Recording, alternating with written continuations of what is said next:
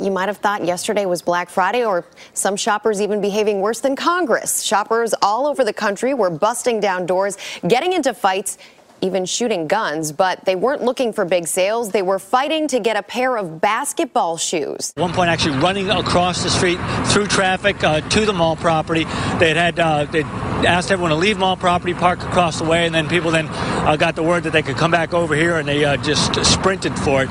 We talked to some people who waited in line, and some people gave up. They just said it just wasn't worth it.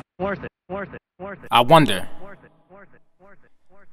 if Jordan ever created a shoe called insecurity. I wonder if we would still buy. I wonder if we would borrow stores and stand in line just to end the supply. I wonder if we would still purchase them knowing that we are struggling just to get by. But if Jordan accomplished one thing, he made so many of my peers believe that his shoes could make them fly. But I wonder why. My generation keeps doing the same things and expecting different results. But then again, we do keep buying the same shoe and expecting new praise and exalt. I wonder if getting those new insecurities would lead to fights and assaults, which therefore makes me wonder if not getting them would lead to ridicule and insults. I wonder if anyone would ever tell us that those insecurities don't define us, and how our desperately to buy them only confines us to the point that we can't even find us. I wonder how much money we would be willing to pay just for our insecurity. See, I can only wonder. But my wondering soon turns to worry as I think of what my generation will do just for attention. How they jump on new trends as a means of bypassing rejection and wrongly call it freedom of expression, but all they want is acceptance. I just want to tell them that if you're walking in the wrong direction, it doesn't matter what is on your feet.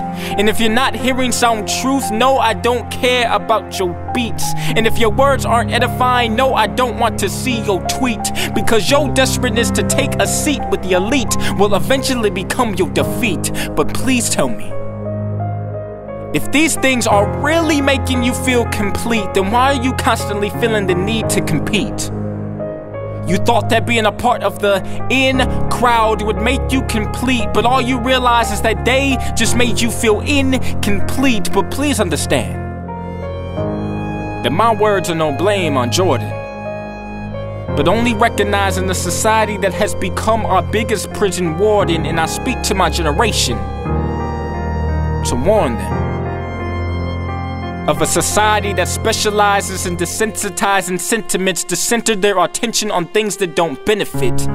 A society that treats me like I'm the enemy, but I'm the one who's innocent. They treat me like I'm the nemesis, but that's because they choose dudes like Lil Wayne and Chief Keef to act as our representative.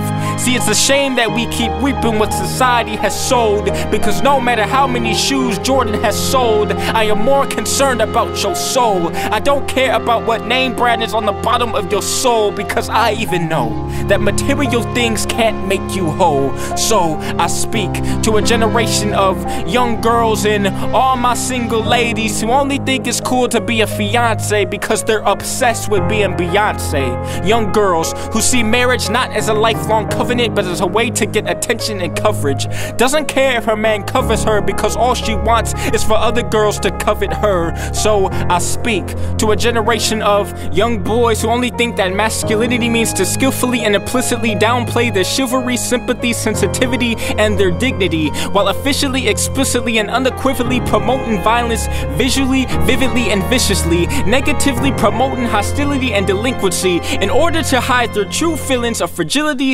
acceptability, insufficiency, and insecurity. See, it scares me what my generation will do just for attention, but the sad thing is that they know that we will give it to them. Because they think that the only way to be recognized is to put fights on World Star, because in one night they become the world stars, and they think that causing harm will make them go far. But I wonder if they even know that the activity could put them behind bars. So I speak to a generation that lives by the philosophy of YOLO.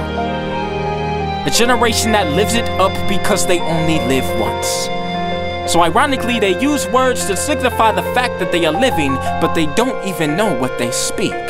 They use words like faded, which means to lose brilliance or to die out gradually, wasted, to be used up or worn down, gradually chopped, to be cut into small bits and to be cut in half. And we wonder why our lifespan keeps being cut in half. See, life and death is in the power of your tongue, and it isn't too far from your lungs. So don't think that for 1 minute, death won't greet you while you're young.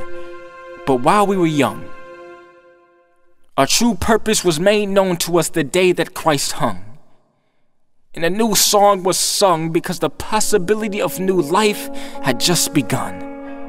So I wonder if my generation has ever heard the story of Daniel. The story of how him and his 3 friends didn't fear the jeers from the peers because they were more concerned about receiving their heavenly Father's cheers. Their obedience even caused them to be thrown into a lion's den and even a fiery furnace, but it was no point for them to be fearful or nervous because there suddenly appeared a miraculous person that prevented what was meant to harm to not serve its purpose. I wonder if young women have ever heard the story of Esther. A young woman who knew that her beauty was created by God and not created for men. A young woman who used her beauty and charm to change the outcome of her entire empire, who understood that her beauty had more purpose beyond men trying to change the size of her stomach because her faith could move mountains. She was on top of that summit. I wonder if young men have ever heard the story of Joseph. Even in spite of a woman having wrong motives, Joseph didn't give lust any notice, but yet he chose God to be his focus. And even when doing the right thing seemed to cost him everything, God didn't forget his promise and saw fit to promote him.